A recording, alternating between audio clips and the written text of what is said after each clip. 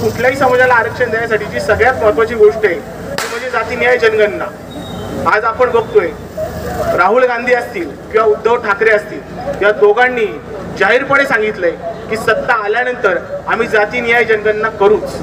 जातीन्याय जनगणना करण्याची गरज का पडली आहे तर आरक्षणावर 50% मर्यादा आलेली आहे। ती आरक्षणाची 50% मर्यादा आली कुठून तर मूळ घटनेमध्ये आरक्षणावर कुठलीही मर्यादा नाही। आरक्षणाची मर्यादा आली ते मंडल कमिशन लागू झाल्यानंतर एक केस सुप्रीम कोर्टामध्ये गेली होती। त्या केसवर निकाल देताना सुप्रीम कोर्टाने आरक्षणावर 50%ची मर्यादा घातलेली आहे।